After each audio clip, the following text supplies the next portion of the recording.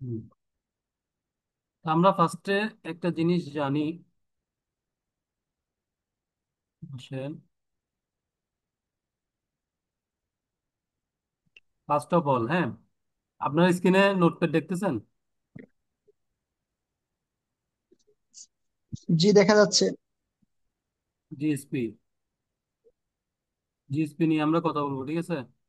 আমি জিএসপি যেটা ফর্ম, যেটা মানে এই export promotion bureau, export promotion bureau থেকে ফর্মটা নিয়ে ফিল আপ করে সাবমিট করতে হয়, ওই ফর্মটাতে আমি যাব। আবার আমি ফার্স্টে একটু ব্রিফিং দিচ্ছি, আপনারা মনোযোগ দিয়ে জিনিসগুলো একটু শুনেন, ঠিক আছে?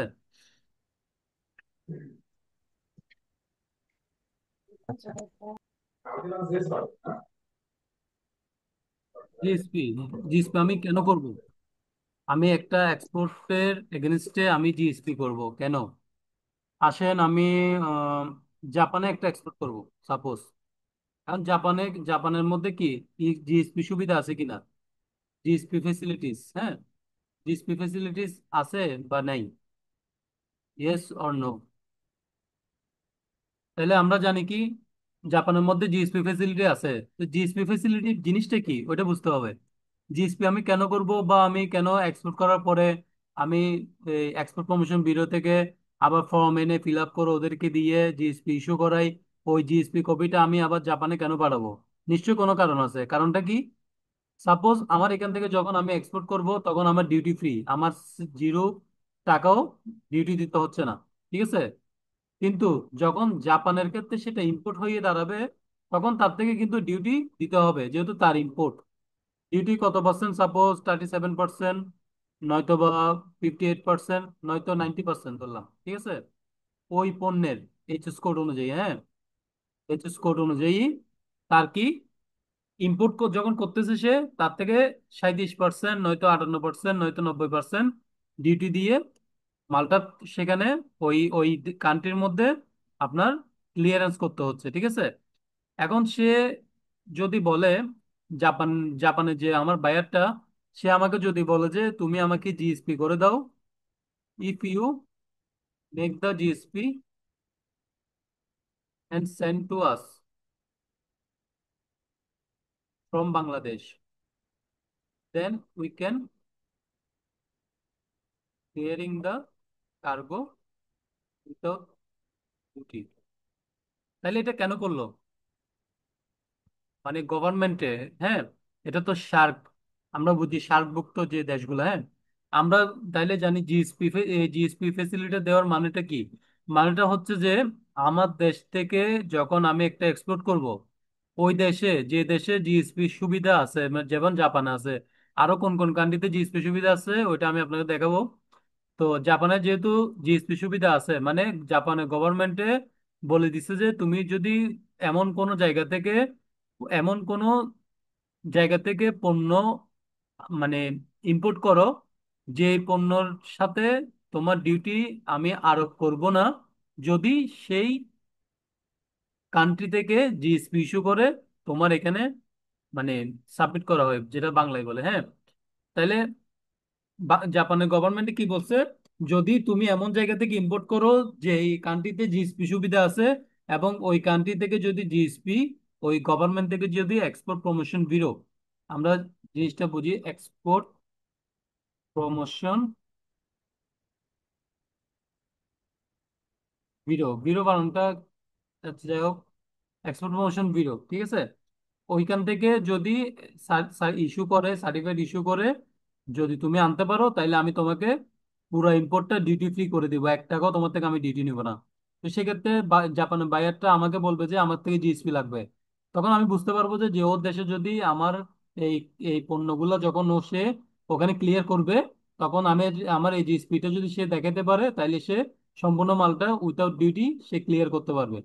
তাহলে এখন আমরা আসি, একটা জিনিস দেখি যে কোন কোন দেশ অ্যাকচুয়ালি ডিউটি ফ্রি ফেসিলিটি গুলো পাবে, মানে জিএসপির আওতাধীন আছে। আপনারা যদি নেটের মধ্যে সার্চ দেন GSP facilities country, country name, হ্যাঁ, তাহলে এখানের মধ্যে কি আসছে দেখেন, টোটাল 28টা কান্ট্রিতে জিএসপি সুবিধা আছে। কি কি, কোন কোন কান্ট্রি সেটা আপনারা এখানে দেখবেন। দেখেন, কান্ট্রি এলিজেবল ফর জিএসপি, ঠিক আছে? স্ক্রিন দেখতে পাচ্ছেন? হ্যাঁ, দেখতে পাচ্ছি। জি, দেখা যাচ্ছে। আচ্ছা, জিএসপি এলিজেবল বেনিফিশিয়ারি, ঠিক আছে, মানে কোন কোন কোম্পানি জিএসপির সুবিধা অন্তর্ভুক্ত ইন্ডিপেন্ডেন্ট কান্ট্রির মধ্যে দেখেন। এখানে কান্ট্রি নেম আছে, এই যেগুলো কান্ট্রি, ওই কান্ট্রিগুলো যেমন আফগানিস্তান, আমি একটু আগে কি বললাম, জাপান। জাপান আছে কিনা দেখেন এখানে, অবশ্যই থাকবে কারণ জাপানের মধ্যে জিএসপি সুবিধা আছে। তাইলে আমরা দেখি জাপান কোথায় আছে। জাপান, জর্দান, কিপ্রিয়া, ইন্ডিপেন্ডেন্ট, নন ইন্ডিপেন্ডেন্ট কান্ট্রি।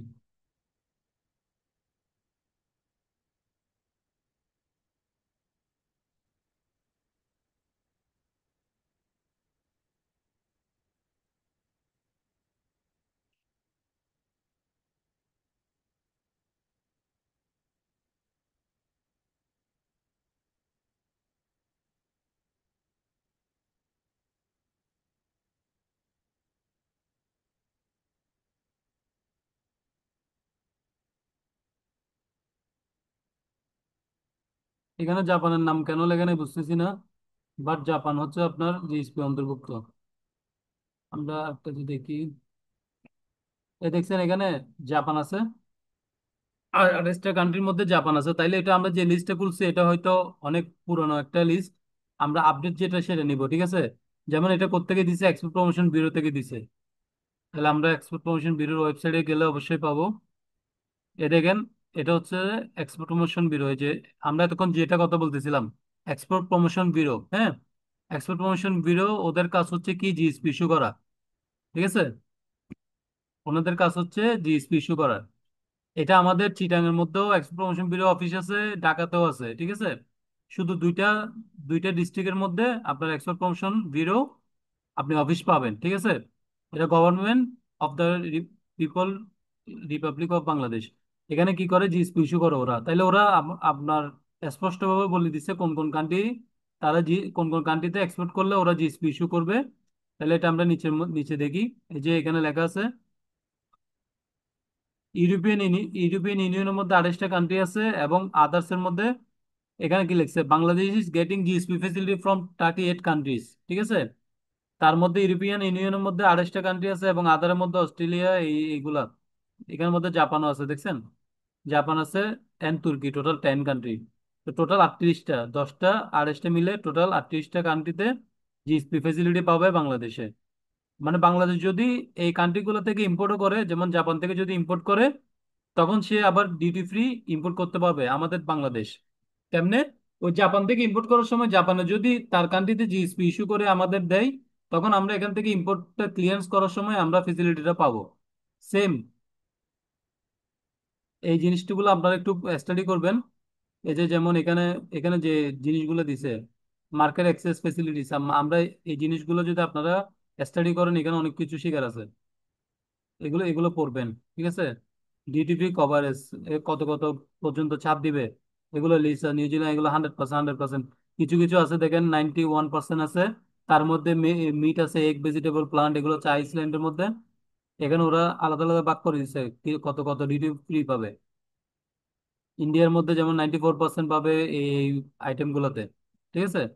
তাহলে এগুলো আপনারা একটু স্টাডি করবেন। আমি এই লিঙ্কটা আপনাদের গ্রুপের মধ্যে দিচ্ছি, ওখান থেকে আপনারা ফ্রি টাইমে বসে এগুলো একটু স্টাডি করবেন। আমি গ্রুপে দিচ্ছি, ঠিক আছে? এখন আসেন আমরা একটু জিএসপি নিয়ে এতক্ষণ কথা বলছি, আমরা একটু জিএসপি জিনিসটা মানে ফর্মটা একটু দেখি, কিভাবে জিএসপি আমরা ইস্যু করব। এটা হচ্ছে জিএসপি ফর্ম, ঠিক আছে? এটা হচ্ছে জিএসপি ফর্ম। এখানের মধ্যে দেখেন একদম 1 নম্বরের মধ্যে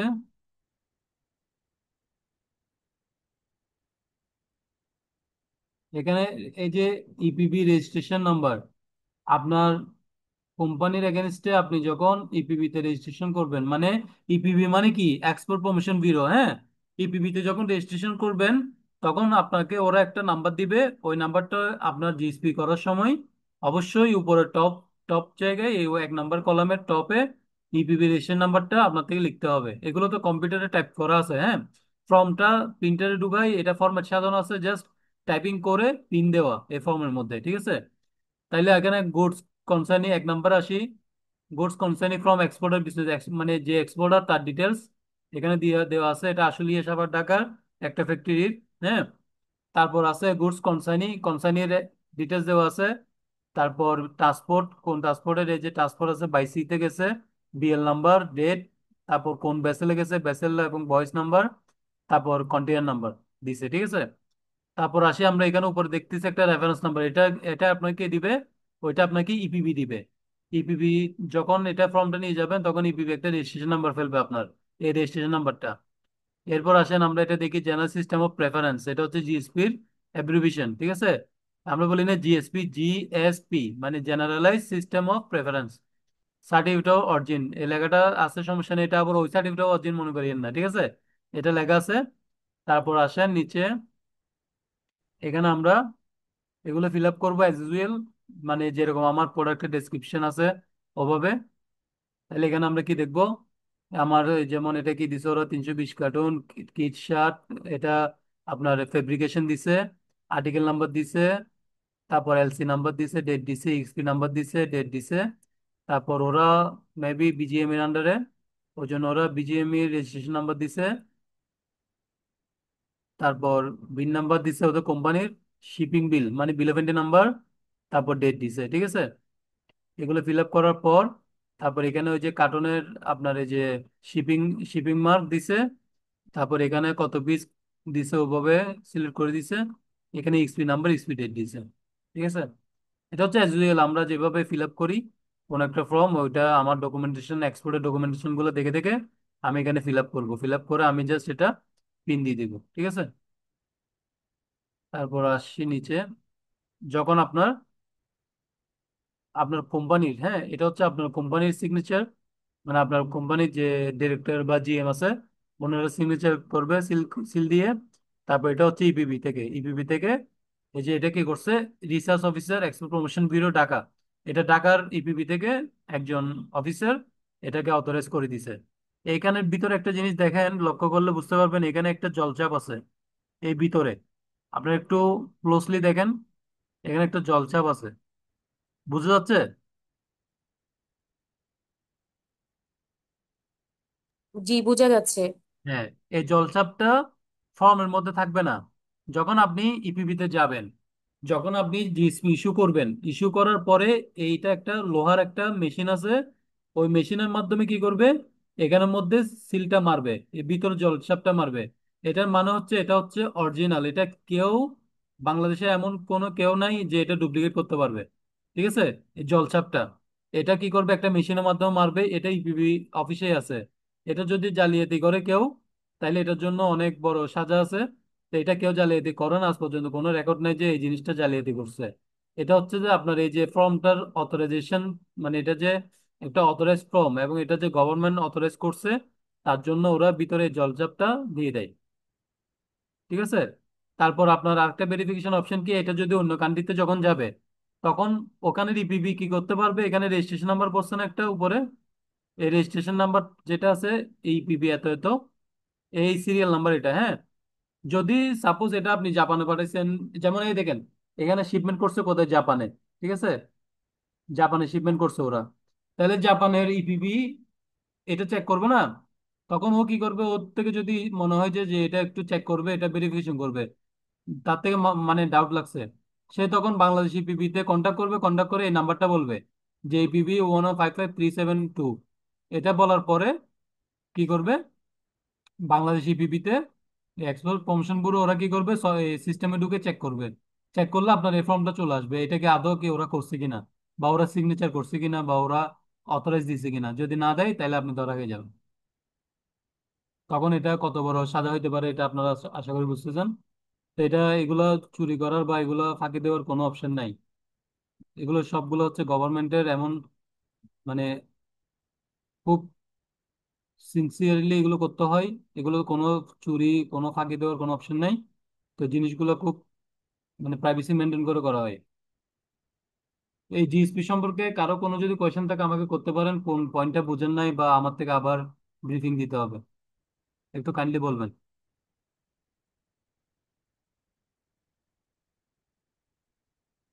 কারো কোনো কিছু জানার আছে কি না আর এই জিএসপি সম্পর্কে? ভাই সংক্ষেপে বুঝিয়ে দেন যে জিএসপি নিতে হলে কি করতে হবে। জিএসপি নিতে হলে অবশ্যই আপনার থেকে ইপিবির একটা, আপনার ইপিবিতে রেজিস্ট্রেশন করতে হবে। রেজিস্ট্রেশন করার পর আপনাকে ওরা একটা নাম্বার দিবে, ওই মানে একটা সার্টিফিকেট দিবে ইপিবির। ওই সার্টিফিকেটে আপনার নাম্বার থাকবে, রেজিস্ট্রেশন নাম্বার যেমন এটা, এরকম একটা নাম্বার থাকবে। দেন আপনি ওই নাম্বার দিয়ে আপনি জিএসপি ইস্যু করতে পারবেন। আপনি যখন এক্সপোর্ট করবেন, এক্সপোর্টের সমস্ত document, invoice, package list, sales contract, তারপর আপনার EXP, bill of entry, BL সবকিছু দিয়ে আপনি সাবমিট করবেন ইবিবিতে। তারপর ওরা এরকম ফর্ম এটা ফিল আপ করে সাবমিট করবেন। দেন ওরা অথরাইজ করে দিবে, এটা আপনি বায়ারের কাছে পাঠিয়ে দিবেন। বায়ার আপনাকে আচ্ছা, বলবে যদি জিএসপি প্রয়োজন এটা কি হয়। ইম্পোর্টের ক্ষেত্রেও ইম্পোর্টের ক্ষেত্রে তো না জিএসপি এক্সপোর্টের লাগে না, ক্ষেত্রে? এক্সপোর্টের ক্ষেত্রে লাগবে। শুধু এক্সপোর্টের ক্ষেত্রে না? জি জি। আচ্ছা। আর ফরম এ কি ভাই? কি? ফরম এ? ফরমে? হ্যাঁ। এটা ফরম এ মানে হচ্ছে যে যেগুলা আপনার এই এক মালিকানাধীন, হ্যাঁ, এক মালিকানাধীন কোম্পানি মানে মালিক একজনই, সেগুলো হচ্ছে এ ক্যাটাগরি। আর বি ক্যাটাগরি মানে হচ্ছে যৌথ মালিকানাধীন কোম্পানি। আচ্ছা। এটা এক মালিকানাধীন কোম্পানি হয়তো এই যে টেক্সটাইলারি লিমিটেড, ওই জন্য এটা এ ফ্রম। আর বি ফ্রম মানে হচ্ছে ওরা যদি আপনার যৌথ হইতো তাহলে অবশ্যই এটা বি ফ্রম হইতো। এটা হচ্ছে আপনার কোম্পানি যখন রেজিস্ট্রেশন করবেন, হ্যাঁ, তো আপনি কোম্পানি রেজিস্ট্রেশন করার সময় আপনি সব ডিটেলস দিবেন না, ওই অনুযায়ী আপনাকে ওরা ফর্ম দেওয়ার সময় ওভাবে দিবে। বুঝতে পারছি। তারপর আর কিছু জানার আছে?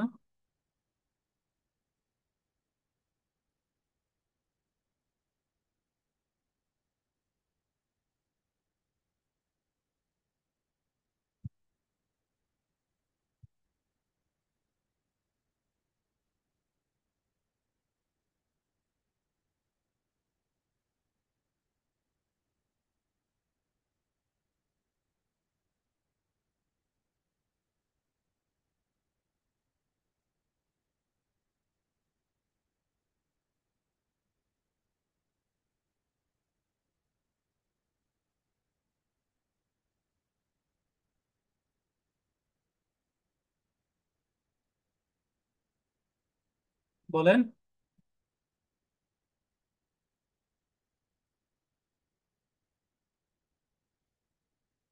কারো কোনো কোয়েশ্চেন আছে?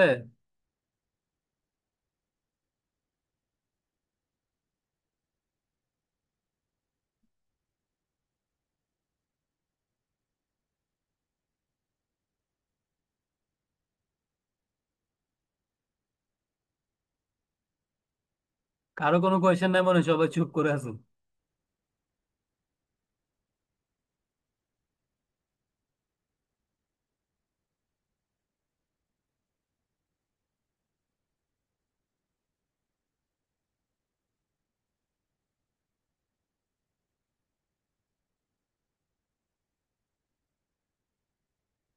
হ্যাঁ ভাই। হ্যালো। জি বলেন। ভাই জিএসপি সুবিধা তো সবাই পাবে না, এর তো কিছু নির্দিষ্ট শর্ত থাকে নাকি? একটু শর্তগুলো যদি একটু বড় আলোচনা করে বলেন করতেন। ভাইয়া। বলতেছি ভাই জিএসপি সুবিধা তো সবাই পাবে না, এর তো হুম। নির্দিষ্ট কিছু শর্ত থাকে, শর্তগুলো যদি একটু আলোচনা করতেন। আচ্ছা আচ্ছা। জিএসপি আপনার, আপনি যদি ধরেন আমার বাংলাদেশ থেকে আমি সাপোজ অস্ট্রেলিয়াতে একটা শিপমেন্ট, ইউএসএ তে একটা শিপমেন্ট করতেছি, ঠিক আছে? আমি জিএসপি সুবিধা তখনই পাবো যদি আমি জিএসপি অন্তর্ভুক্ত একটা দেশ থেকে কাঁচামাল এনে ওই মালটা আমি তৈরি করব। মানে সাপোজ আমি বুঝে দিই আর একটু ডিটেলস, একটু হল করেন। হুম। সাপোজ আমি এক্সপোর্ট করব, এক্সপোর্ট টু চায়না। ঠিক আছে, চায়নাতে তো জিএসপি সুবিধা আপনি পাবো না। জাপান দিলাম, হ্যাঁ। আমি import raw materials for export item, item from Japan, দেন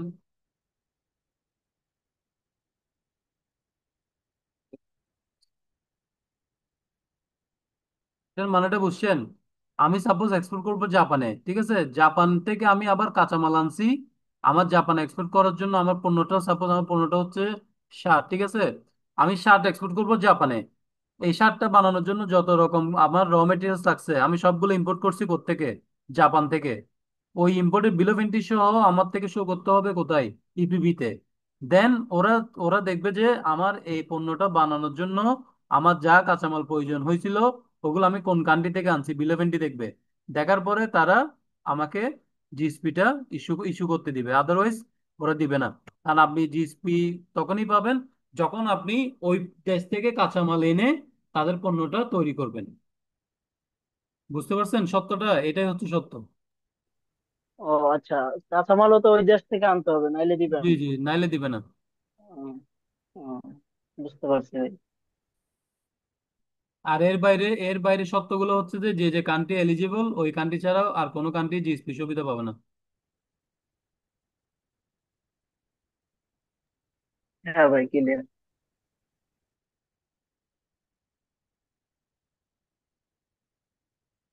আর কারো কিছু বলা মানে জানার আছে? না থাকলে আমি স্টপ করে দিই, অলরেডি 10টা বাজিয়েছে।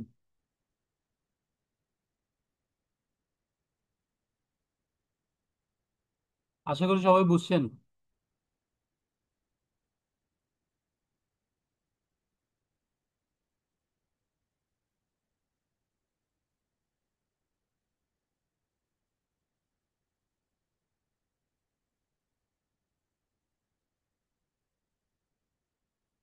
আমি কি বা ক্লোজ করে একটু দিতে বলতো পারি? যে আর ই এক্স রেক্স, রেক্স বলতে কি বোঝায়? আর ই এক্স? আর ই এক্স রেক্স যেটা, এটা হচ্ছে অন্য অন্য জিনিস। যেমন সিও এক জিনিস, জিএসপি এক জিনিস, রেক্স অন্য জিনিস। এটা এটার সাথে কি রিলেটেড? এটা এটার সাথে রিলেটেড না, এটা ওই ইপিপি থেকে নিতে হয়। ওইটা হচ্ছে আপনার অন্য অন্য জিনিস আর কি, মানে ওইটা অন্য কাজের পারপাসে। আচ্ছা। রেক্স আপনার ফ্রান্সের শিপমেন্টে লাগে।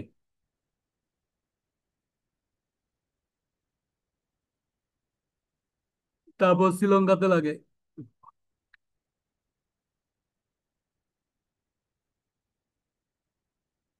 ওইটা নিয়ে অন্য অন্যদিন আলোচনা করব, এটা যেহেতু আজকে ওই ওই ইয়েতে নেই, ওই টপিকসে নাই আমরা।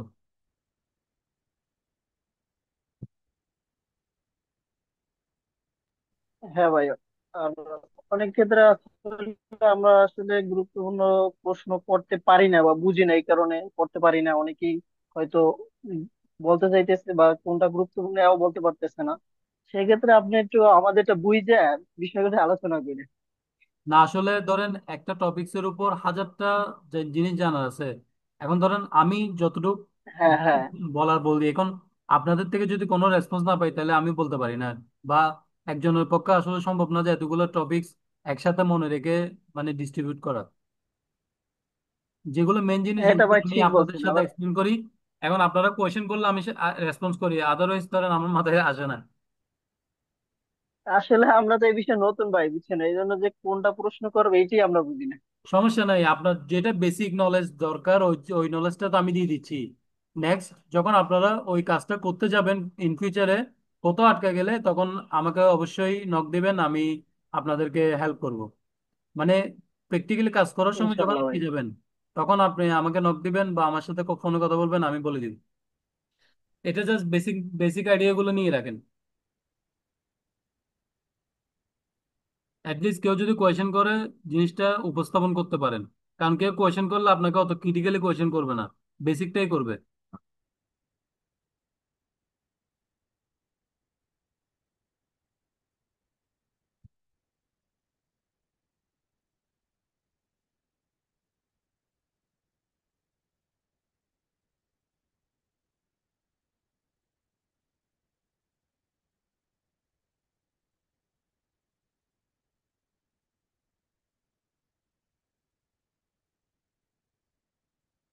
ঠিক আছে, তাহলে আমি ক্লাস আজকে এতটুকু ক্লোজ করে দিচ্ছি, ঠিক আছে?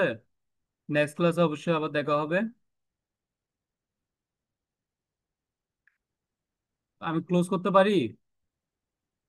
ঠিক আছে ভাইয়া ভাই। আমাদের ক্লাস কি কি বারে হবে একটু কি বলা যাবে? আমাদের ক্লাস হবে আপু শনি, সোম, বুধ, 3 দিন। শনি সোম বুধ, রাত 9টায়। জি। আর আচ্ছা কোনো ঠিক কারণে আছে যদি ভাইয়া। ক্লাস মিস হয়, আমি পরে এটা আবার ব্যাক আপ দিই আর কি। ওকে ঠিক আছে। মিস হইলে এটা আমি ক্লাসের আগে জানাই দিই।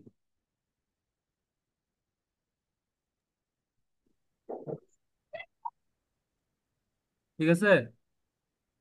আর কিছু জানার জি। আছে?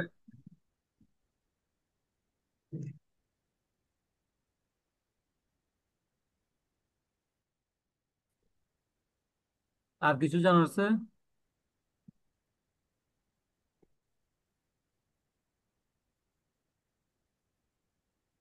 আপাতত নাই ভাই।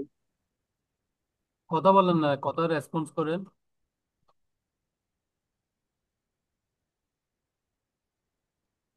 আপাতত মনে হয় কারোই নাই ভাই। কি ক্লোজ করে দিতে পারেন আজকে। কি বলছিলেন? আজকে ক্লোজ করে দিতে পারেন।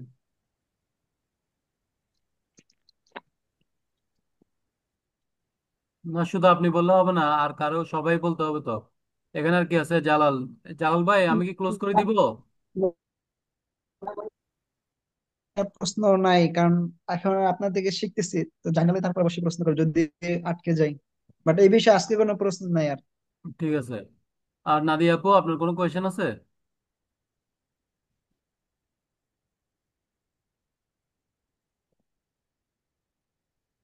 নাদিয়া আপু, আপনার কোনো কোয়েশ্চেন আছে?